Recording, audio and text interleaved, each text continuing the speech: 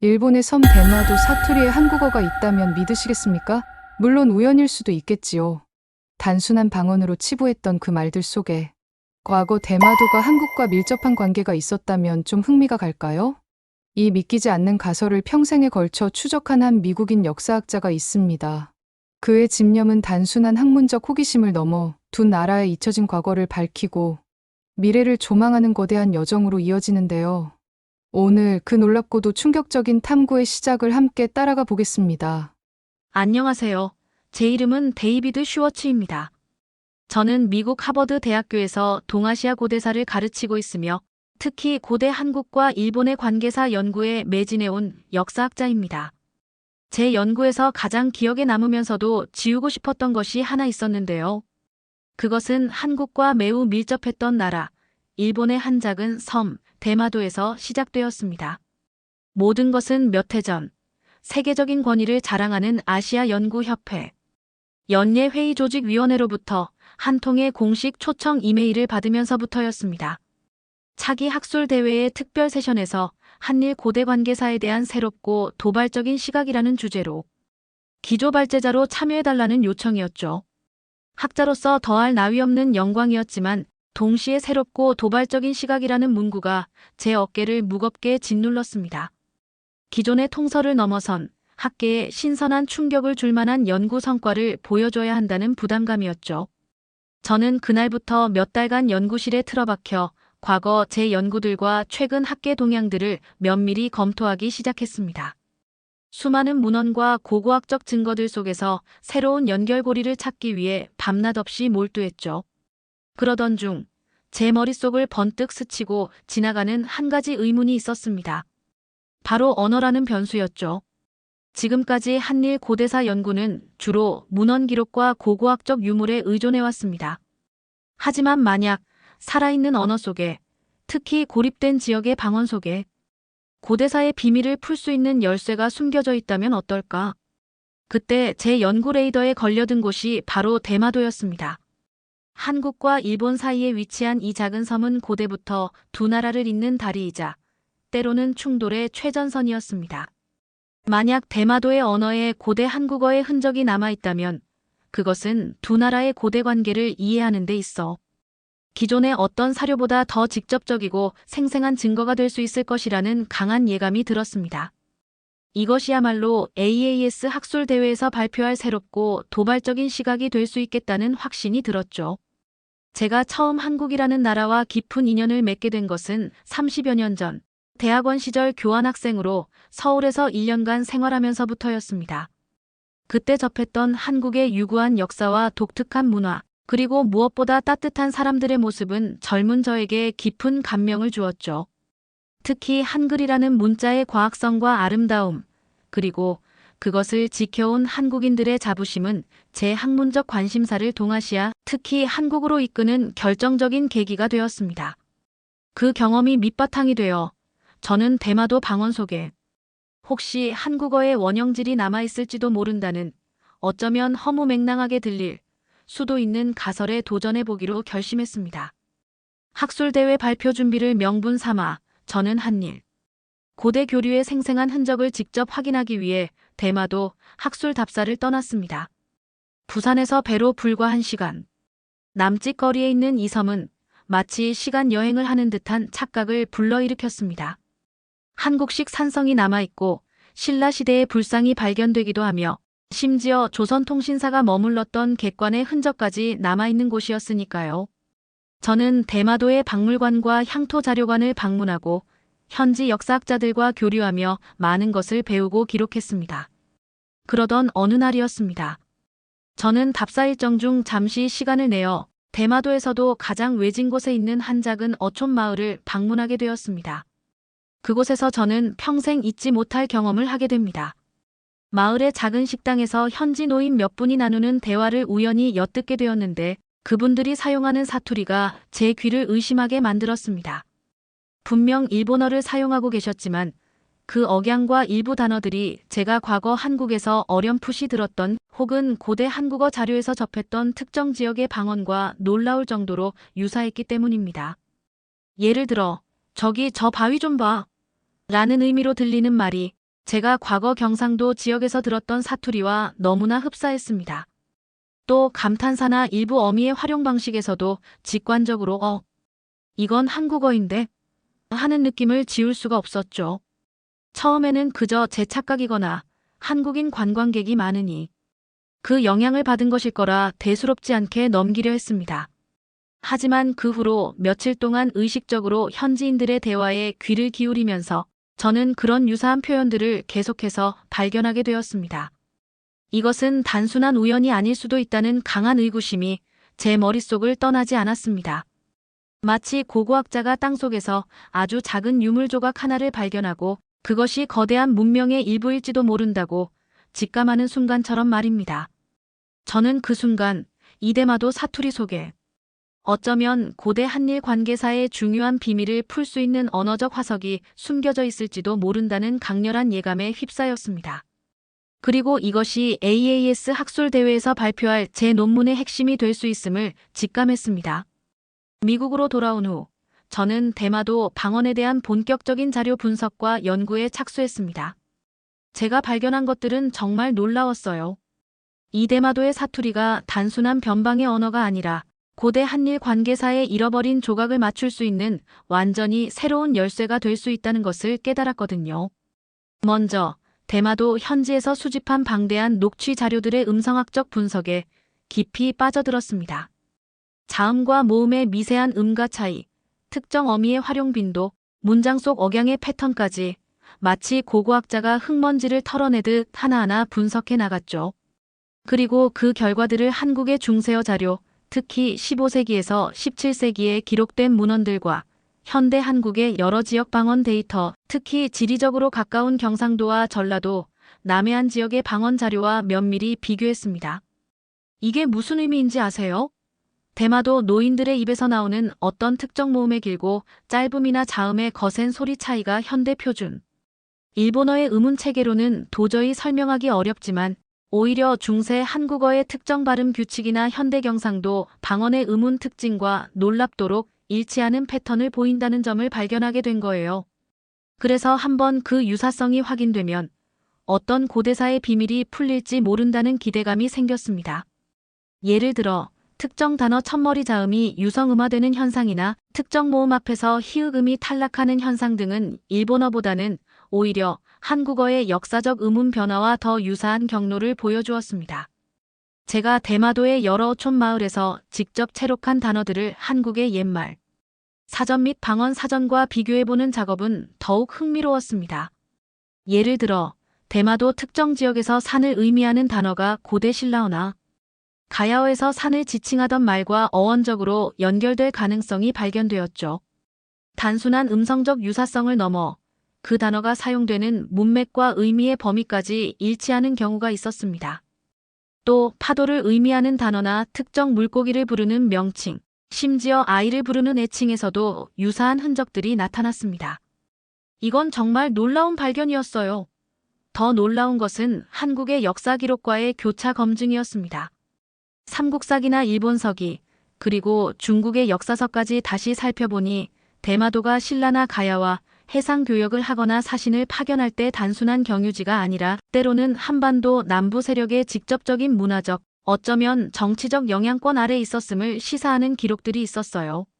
물론 이 기록들은 해석의 여지가 많고 한일 양국 학자들 사이에서도 여전히 첨예한 논쟁거리입니다. 하지만 언어라는 살아있는 증거 앞에서 저는 기존의 역사 해석에 새로운 질문을 던질 수 있는 가능성을 보았습니다. 저는 밤잠을 설쳐가며 연구했습니다. 때로는 제 가설이 너무나 대담하고 비현실적인 것은 아닌지 스스로 의심하기도 했죠. 주류학계의 통설에 반하는 주장을 펼치는 것에 대한 부담감도 컸습니다. 하지만 아주 만약에 대마도가 과거 어느 시점에는 한반도의 언어 문화권에 더 깊숙이 속해 있었고 이후 일본의 영향력이 커지면서 언어가 점진적으로 변화했지만 마치 고립된 섬의 생태계처럼 일부 고대 한국어의 특징들이 방언 속에 화석처럼 남아있다면 이 가설은 생각할수록 제 가슴을 뛰게 만들었습니다. 이것은 단순한 언어학적 발견을 넘어 고대 한일 관계사를 새롭게 조명할 수 있는 결정적인 단서가 될 수 있었으니까요. 연구에 대한 이론적 확신만으로는 부족하다고 생각했어요. 국제아시아 학회에서 제 주장을 펼치려면 실제 현장에서 대마도 주민들의 언어 생활을 더 깊이 관찰하고 그들의 구체적인 발음과 어휘 사용 양상을 체계적으로 기록한 데이터가 필요했거든요. 그래서 그해 여름 저는 하버드 대학의 소장, 언어학자 몇 명과 함께 연구팀을 꾸려 본격적인 대마도 현지 조사를 다시 시작했습니다. 이번에는 단순한 개인적인 답사가 아니라 명확한 연구 목표와 정밀한 조사 방법론. 예를 들면 광범위한 설문조사, 심층 인터뷰, 참여 관찰 등 말이죠. 그리고 첨단 녹음 장비와 통계, 분석 프로그램까지 갖춘 체계적인 탐사였습니다. 먼저 대마도 북단, 한국과 가장 가까운 와니우라 지역의 한 어촌 마을에서 조사를 시작했어요. 그곳에서 저희가 만난 70살 어부 할아버지는 평생 바다와 함께 살아오신 분이었는데 그분이 사용하는 어휘 중에는 현대 일본어에서는 거의 쓰이지 않는, 하지만 한국의 남해안 지방 사투리와 놀랍도록 유사한 단어들이 많았습니다.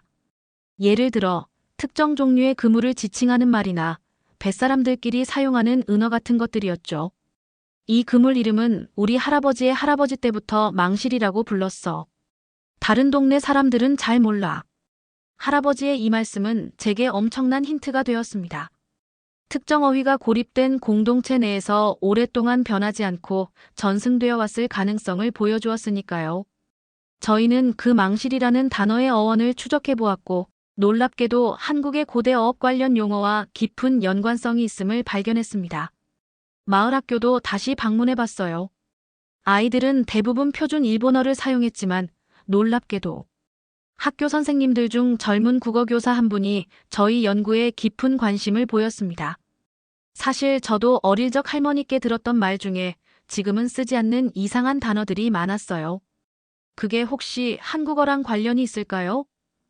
그 선생님의 도움으로 저희는 학교 아이들의 조부모님들을 대상으로 좀 더 체계적인 어휘 조사를 진행할 수 있었고 그 결과는 정말 충격적이었습니다.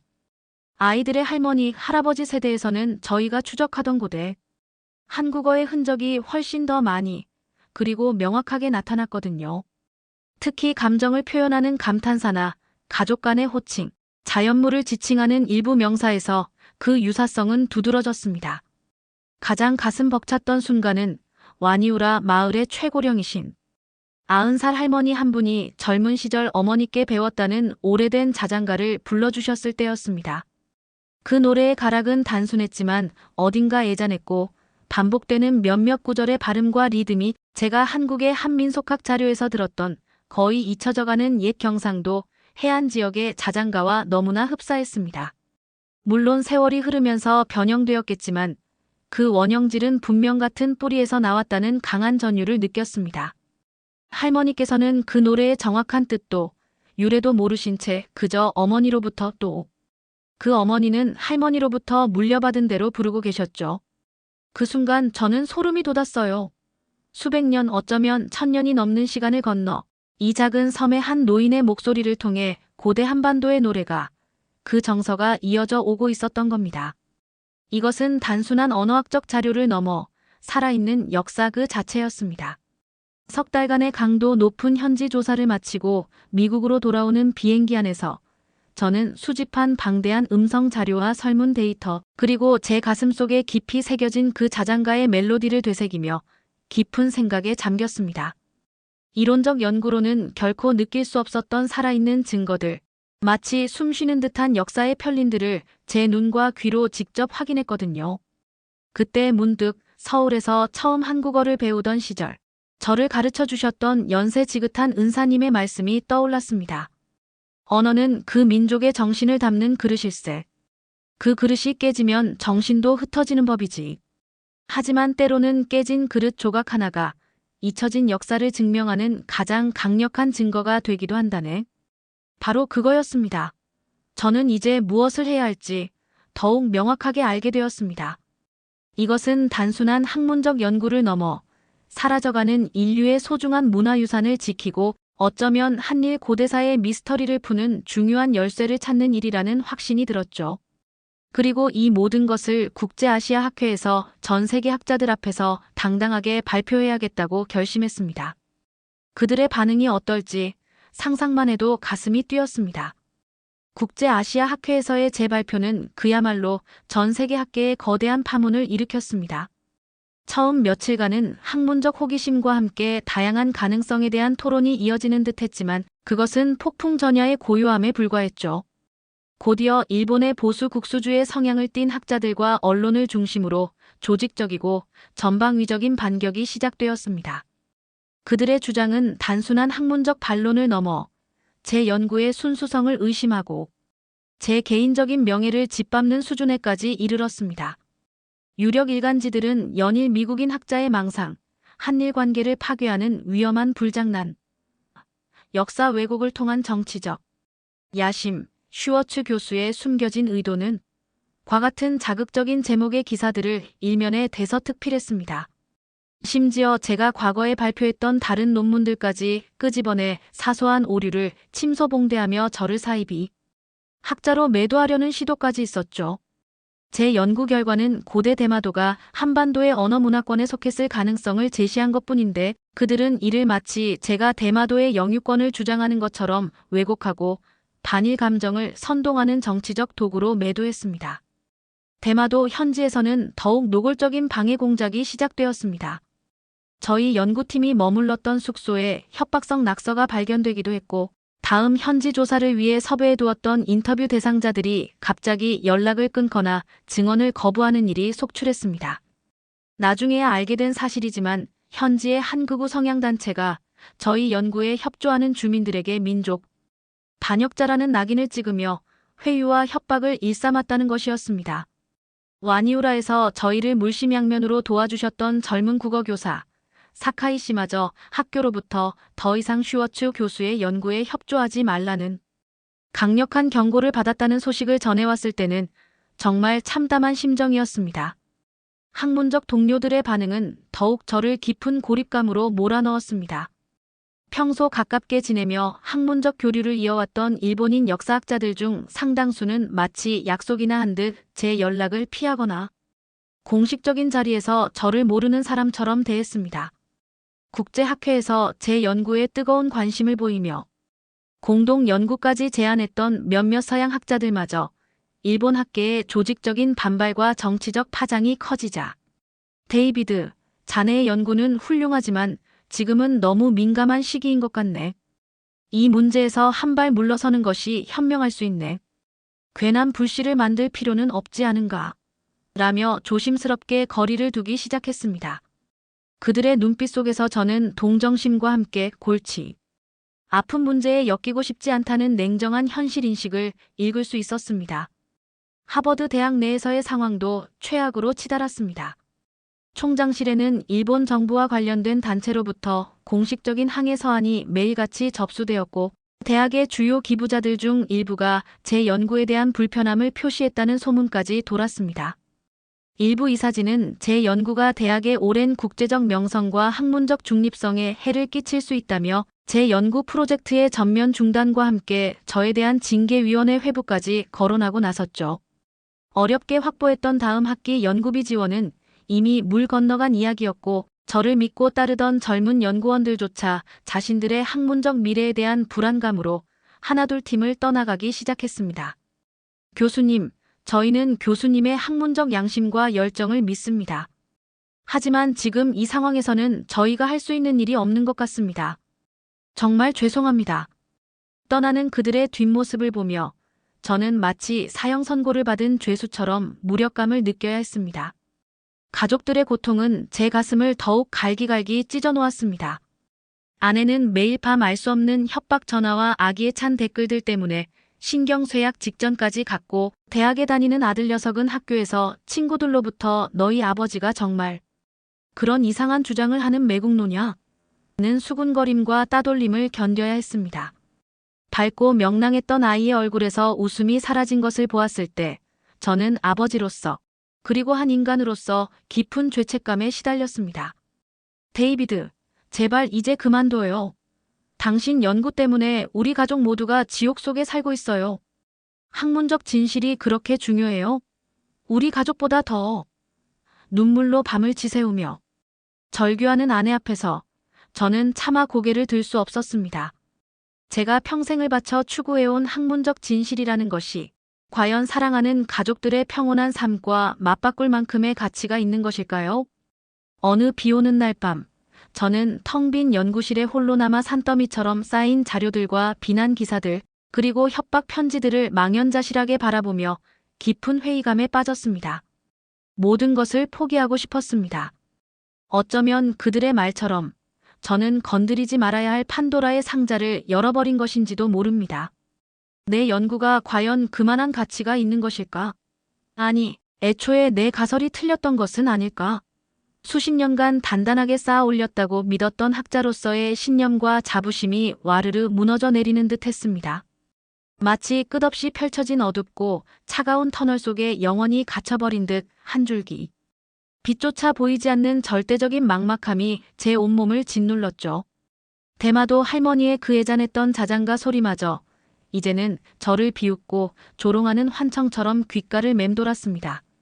이대로 모든 것을 내려놓고 도망치고 싶다는 유혹이 강하게 밀려왔습니다. 그때였습니다. 책상 한 구석에서 오랫동안 잊고 지냈던 낡은 소포 하나가 제 눈에 들어왔습니다. 한 달도 더 전에 사카이 선생이 보낸 것이었지만 그동안의 정신없는 소용돌이 속에서 미처 열어볼 생각조차 못했던 것이죠. 마치 마지막 지푸라기라도 잡는 심정으로 떨리는 손으로 소포를 열었습니다. 그 안에는 작은 카세트 테이프 하나와 접힌 편지 한 통이 들어있었습니다. 편지에는 서툴지만 정성스러운 영어로 이렇게 적혀 있었죠. 슈워츠 교수님, 안녕하십니까? 와니우라의 사카이입니다.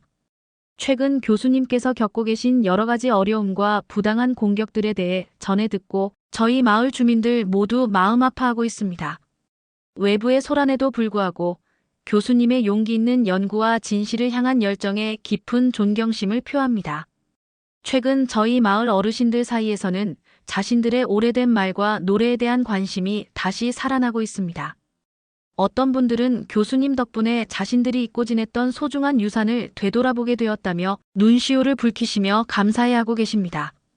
이 작은 테이프에는 지난번 교수님께서 큰 관심을 보이셨던 저희 마을 최고령 스즈키 할머니의 자장가를 할머니의 허락을 받고 조심스럽게 다시 한번 녹음해 보았습니다. 이 소리가 교수님께 작은 위로와 힘이 되었으면 좋겠습니다. 부디 건강 잃지 마시고 교수님의 중요한 연구를 계속해 주시길 이곳 대마도에서 저희 모두가 간절히 바라고 또 응원하겠습니다. 진실은 결코 숨겨질 수 없다고 믿습니다. 저는 떨리는 손으로 카세트 테이프를 낡은 녹음기에 넣고 재생 버튼을 눌렀습니다. 지지직거리는 잡음과 함께 할머니의 그 정겹고도 애잔한 자장가 소리가 어둠이 내려앉은 연구실 가득 울려 퍼졌습니다. 수백 년의 시간을 건너온 듯한 그 소박한 멜로디, 문자로 기록되지 못했지만 끈질기게 이어져 온 한 민족의 삶과 역사 그리고 어떤 위협과 방해에도 굴하지 않는 진실의 목소리였습니다. 저는 그 자장가를 들으며 어린아이처럼 하염없이 눈물을 흘렸습니다. 그리고 깨달았습니다. 내가 여기서 포기한다면 이 소중한 목소리들은 또다시 역사 속에 묻히고 말 것이라는 것을, 이 작은 섬 사람들의 간절한 바람을 저버릴 수 없다는 것을. 그렇습니다. 저는 결코 여기서 멈출 수 없었습니다. 이 어둠이 깊을수록 저 작은 목소리들이 가진 진실의 힘은 더욱 밝게 빛날 것이라고 저는 다시 한번 굳게 믿기로 했습니다. 하지만 어떻게 이 거대한 절망의 벽을 넘어설 수 있을까? 어쩌면 해답은 가장 예상치 못한 곳에, 어쩌면 바로 이 작은 테이프 안에 숨겨져 있을지도 몰랐습니다.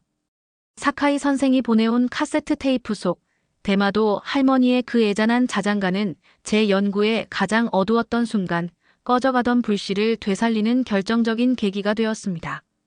저는 그 살아있는 소리에 담긴 진실의 힘을 믿고 학문적 논쟁의 장으로 다시 나아가기로 결심했습니다. 하지만 이전처럼 거대한 담론을 통해 세상을 한 번에 바꾸려 하기보다는 더 작지만 단단한 증거들을 쌓아 올리고 진정으로 귀 기울여줄 사람들에게 먼저 다가가기로 했죠. 저는 먼저 그 자장가 음원과 함께 제가 수집한 대마도 방언 자료들을 익명으로 몇몇 존경받는 국제 비교언어학자들과 민속음악 학자들에게 보냈습니다. 정치적 논란을 배제하고 순수하게 학문적인 자문만을 구했죠. 놀랍게도 그들 대부분이 이 자료들의 독특한 가치와 추가 연구의 필요성에 공감하며 매우 긍정적인 반응을 보내왔습니다. 특히 한 원로 독일인 언어학자는 이것은 마치 고립된 섬에서만 자라는 희귀 식물을 발견한 것과 같다. 그 기원을 밝히는 것은 동아시아 고대 언어 연구의 중요한 기여가 될 것이다. 라는 격려와 함께 자신의 연구 네트워크를 통해 소장학자들과의 공동 연구를 주선해주기까지 했습니다. 이러한 작은 지지들이 모여 저는 다시 한번 용기를 내어 국제아시아 학회 연례회의에 수정된 논문을 제출했습니다. 이번에는 자극적인 가설보다는 대마도 방언의 구체적인 언어학적 특징과 그것이 주변 언어, 특히 고대 한국어와 가질 수 있는 비교 연구의 가능성에 초점을 맞추었죠. 발표는 이전처럼 센세이셔널하지는 않았지만 더 많은 학자들이 진지하게 귀를 기울였고 발표 후 이어진 토론에서는 이전과 달리 건설적인 질문과 다양한 학문적 관점들이 제시되었습니다. 비록 제 가설이 완벽하게 입증된 것은 아니었지만 대마도 방언이 더 이상 일본어의 단순한 하위 방언으로만 치부될 수 없으며 고대 동아시아 언어 교류의 중요한 단서를 품고 있을 가능성이 높다는 점에 대해서는 많은 학자들이 공감대를 형성하기 시작했습니다. 학회 이후 저의 연구는 조금씩 하지만 분명하게 인정을 받기 시작했습니다. 하버드 대학 역시 저에 대한 모든 부정적인 검토를 철회하고 소규모지만 꾸준한 연구를 이어갈 수 있도록 지원을 재개했습니다. 가장 큰 변화는 일본 내에서 일어났습니다. 제 연구와 국제학계의 반응에 자극받은 일본의 젊은 언어학자들과 역사학자들이 중심이 되어 자국의 소수 방언과 고대사에 대한 새로운 연구 프로젝트들이 생겨나기 시작한 것입니다. 특히 대마도에서는 사카이 선생과 같은 젊은 교사들이 주축이 되어 우리 마을 말과 노래 기록하기 운동이 시작되었고 학생들과 주민들이 함께 자신들의 언어 유산을 발굴하고 보존하는 활동을 펼쳐나갔습니다. 몇 해 전, 저는 조용히 다시 대마도를 찾았습니다. 와니우라 마을은 여전히 작고 소박했지만 그곳에는 이전에는 볼 수 없었던 새로운 활기가 넘실거렸습니다. 마을 회관 한쪽에는 우리말 이야기방이라는 작은 공간이 마련되어 있었고 그곳에서 아이들과 어르신들이 함께 모여 잊혀가는 사투리와 옛 노래를 배우고 기록하는 모습은 제게 깊은 감동을 주었습니다. 사카이 선생은 제 손을 잡으며 말했습니다. 교수님, 저희는 이제 저희의 말이 부끄럽지 않습니다. 오히려 이 말 속에 우리 조상들의 삶과 지혜가 담겨 있다는 사실에 자부심을 느낍니다. 교수님의 연구가 그 시작을 만들어주셨습니다. 그의 말을 들으며 저는 학자로서 평생을 추구해온 진리가 무엇인지 다시 한번 깨달았습니다. 그것은 거창한 학문적 업적이나 세상을 뒤흔드는 발견이 아니라 바로 이렇게 잊혀가는 작은 목소리들에 귀 기울이고 그 속에 담긴 인간의 삶과 역사를 존중하며 다음 세대로 이어주는 것이라는 것을요. 대마도 방언 속에 숨겨진 고대 한국어의 흔적을 찾는 제 연구는 여전히 진행 중입니다. 어쩌면 평생을 바쳐도 그 모든 비밀을 다 풀지 못할지도 모릅니다.